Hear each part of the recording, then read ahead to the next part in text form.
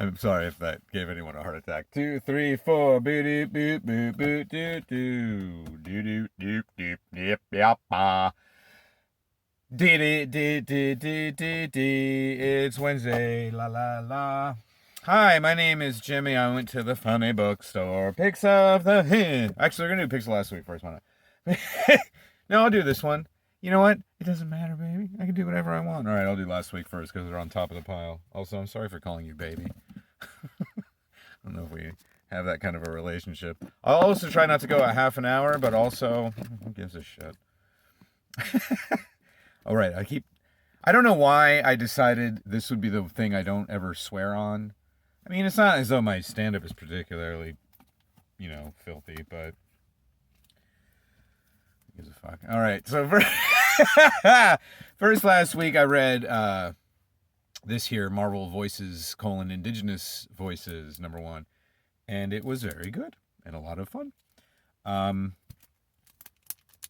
Yeah, and see, generally speaking, I feel like a good rule of thumb for straight white guys is keep your opinion to yourself. And to me it sounds pretty reasonable, but you've seen the internet. So, when it comes to something like this, I'm like, sure, yeah. And if somebody were to come up and go, it's simple pandering for profit's sake, I go, yeah, that makes sense. And if somebody else came up to me and said, it's time to get some non-white people into this industry so that it's better representative of everyone, and also generally it'll just be better for the medium. It'll be better for the art form if we can get more people in of various backgrounds. And I'd also go, yeah. So, when they do stuff like this is the opening splash page with the Watcher, Uatu, the Watcher, but in a decidedly Native American theme. Now, I'm pretty sure that since all the writers, anyway, are Native American, that all the artists were as well. Well, not necessarily. Oh, I also did mean to look up a couple of these. Oh, right, yeah, okay. So, that's another. So yeah, I don't know if that's offensive or not. And then but what I do like about this book is that this is a nice splash too, even though I'm still on the fence about whether I should be offended by this or not. This is a really nice 2-page spread though this is every Native American character in Marvel Comics, and the fact that they can fit easily into a 2-page spread, not great, but. And they really went digging too. They got Wyatt Wingfoot in here for the love of Mike. I lost my glasses. Has anyone seen that? And there's some characters in here that I didn't even know. Risque, who was apparently on X-Force for a while, and I've read just about every issue of X-Force. They're not that good, though, so in one ear, not the other. There was an Echo story in here, which I think I mentioned last week, not being super into, but it was written by Rebecca Roanhorse, who wrote... Do I have it handy? She wrote a novel I just read. I don't know if it was her first. Where the hell did that book go? I don't even remember what it was called. I read it for my book club. Are you really surprised I'm in a book club? It wasn't great, though, to be honest with you, but I liked her Echo story in here a lot more. I also just saw on the Marvel Unlimited app that the author of the Mirage story, the Danny Moonstar story, Darcy Little Badger, this was her first Marvel comic story. I don't know what other comic books she's drawn. And on our next book, I'll also talk about something I should have looked up before I started the camera. Overall, though, I enjoyed it. I am pale-faced, so I do speak with forked tongue. You might want to... I don't know how else to say this, and I feel like this is the one thing I do that the fewest people watch. And I might have mentioned this last week, even. Yeah, I think I did, so I'm not going to do it again. Secondly, we had Barbalian, Red Planet #1. Now, I've had the sort of week where I just read this. I was like, oh man, I got to do the video. Oh man, I hadn't read the Barbalian. Oh my god, it's so good. Okay, so here's something. Lemire gets top billing because it's his whole thing. But this fella here, Tate Brumball, I'm assuming it's a fellow, not because of the name, but because of the subject matter, is the actual scripter. Walta is the artist, and he's as good as ever. So, as I think I might have mentioned, Barbalian is the gay character in the Black Hammer universe. It sounds weird. It sounds shitty to say the gay, but he's like on the what is the Black Hammer team called now? Whatever the Black Hammer version of the Justice League is, Barbalian is Martian Manhunter. Right down to in DC. That's the thing too, is that I'm not, as I might have also mentioned this, super familiar with DC, especially Silver Age DC, and Martian Manhunter is largely unchanged in Silver Age to my recollection. Anyway, I've always associated the Martian Manhunter with the 50s. And that's largely due to, there was a 3-issue prestige miniseries from the early 90s called Martian Manhunter American Secrets that I think was written by Gerard Jones, who is a favorite writer of mine. Regardless, I bought it though, because Martian Manhunter is also one of the characters I do like a lot from DC Comics, even though I don't know much about him.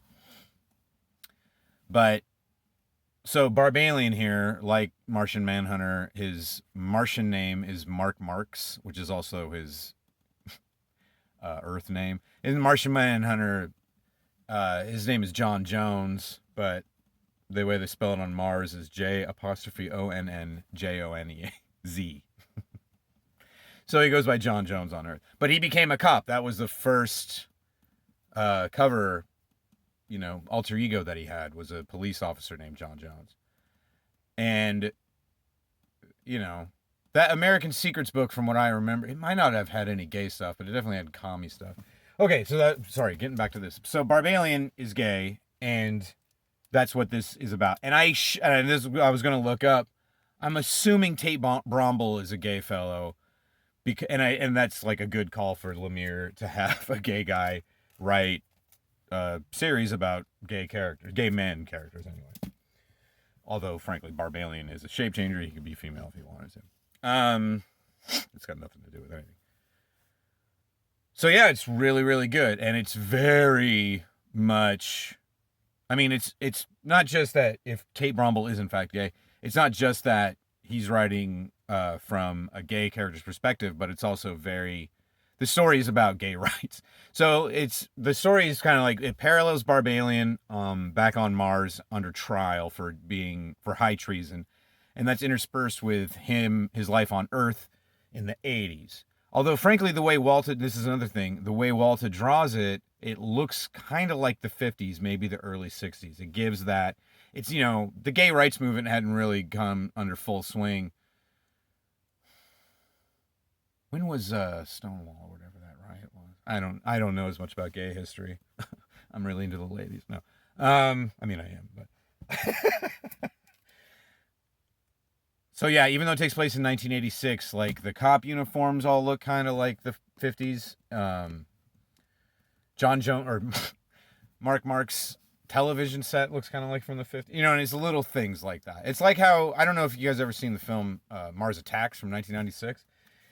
That movie's never stated explicitly in the film when it takes place. It's assumed to be modern day. But everything in that movie is from the 50s. So if you look closely, like all the army uniforms that the generals and the soldiers wear are all standard issue from the 1950s. All the vehicles in the movie, all the appliances, television. Tim Burton is a Tim Burton movie. This is the last good movie he did. Tim Burton has that real flavor, that real aesthetic for 50s and 60s. That's largely where I got it from. Or he was one of the big sources. It feels like that.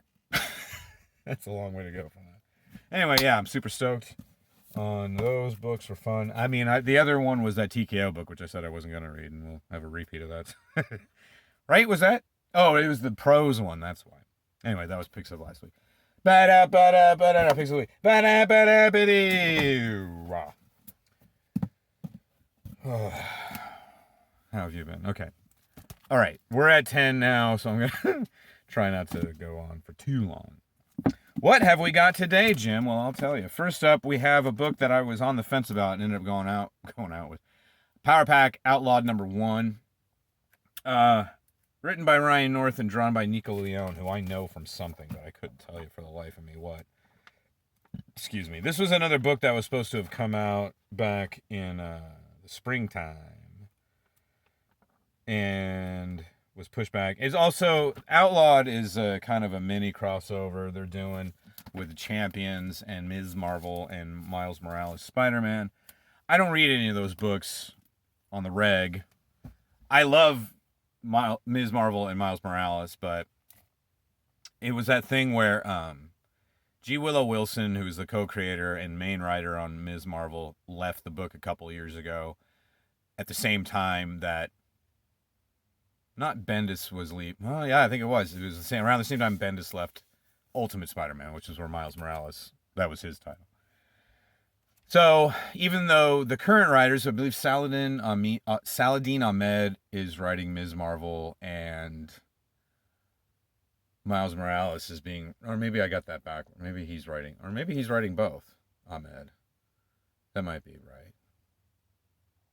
Champions, I think, is still being written by Jim Zub. And I've read a lot of Jim Zub's work, maybe not most of it, but a chunk of it. And I do enjoy most of it, but when he took over the Champions a couple years ago, it was just demonstrably bad. It was just so bad. I mean, I don't think he's a bad writer. I think he wasn't the right writer for that book or what, but it was PU. I don't even read it in the app, man.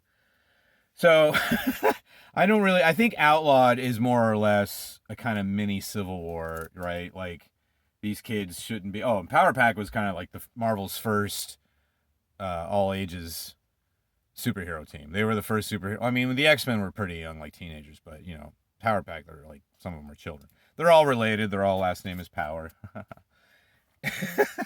And they were a thing in the 80s, but I never really read that many. It was one of those things where I just never really saw Power Pack comics around. I think the book had been canceled by the time I was really collecting, or not far from it anyway. And then, they would do crap like tie it into Inferno and stuff like that. So I'm not too, I don't know. I feel like this will be pretty fun. I mean, I'll drop it really easily if it's not, but so even though I'm not super familiar with the characters, I'm kind of familiar with, I think they also all switched powers recently or something. I don't remember. Alex Power was on the Future Foundation, which was like a child's team of the Fantastic Four. So I'm familiar with that character. And I did just read, there was that was what I was just going to say, that Power Pack crossed over into Inferno, even though they had nothing to do. That was the thing back in the 80s and 90s especially, was they do these big crossovers and they would tie in books that had zero to do with it, but they knew guys like me would want to collect every issue of Inferno, and so Power Pack was one of those. It was a drag. It was shitty to do that book. That's looking back on that sort of thing now. At the time, it was like, and even now, it's still like, it's just kind of the nature of the business. It's not good, though. It's not good storytelling. It just makes the books weaker. It made Inferno weaker, and it made the issues of Power Pack and Daredevil weaker. Thank you. Yes, you from the New York Times. Okay, also this week, I got Usagi Yojimbo Wanderer's Road #1. Obviously very excited for another Usagi Yojimbo book. I never won't be. The only thing is, I only noticed this earlier, featuring classic Usagi Yojimbo stories with brand new color. This issue features one of Usagi's first adventures, The Tower. The only problem with that is I've been kind of using this year as an excuse to catch up on Usagi Yojimbo from the beginning. So I've already read The Tower. It's always so weird to me that color, it's weird to me now, especially, that color is like a selling point still. In the 80s, black and white comics there was a huge boom, largely due to the Teenage Mutant Ninja Turtles. Even before they were a multimedia empire, they were the biggest thing in independent comics. And they are black and white. And they were also funny animals. So then there was a million. And that's actually, I think I might have mentioned that before. Eastman and Laird, who created the Ninja Turtles, were buddies with Sakai, and they brought Usagi Yojimbo into the cartoon. So that probably made Stan Sakai a ton of money. He's probably still living off of that money, which is a super cool thing for those guys to do. Eastman and Laird are cool like that. I've met Kevin Eastman a couple times. Not in any kind of comic book nerd capacity, just from being in showbiz. Very nice man. Laird is a bit of a recluse, apparently, but he also, if I'm not much mistaken, began the Xanth No, Xanth is a Piers Anthony series. There's a Zarek. The Zarek Foundation, which I don't think is a thing anymore, but Peter Laird took, and again, I think I'm right that it's Peter Laird's thing. I'm going to feel really dumb. He had the Zarek grant, which was a thing that he did every year to one lucky winner. Like, people would submit their books, unpublished books in comic books, and they would pick one to get 10 grand or something like that in order to publish it. Or I think they might have at least started where if you just pitched it and they liked it enough to give you the money, then you could hire an artist and or a publisher. But I think since a lot of comic book creators, especially indie creators, are both writer and artist, like, you don't run into a lot of teams. It's usually a solo act.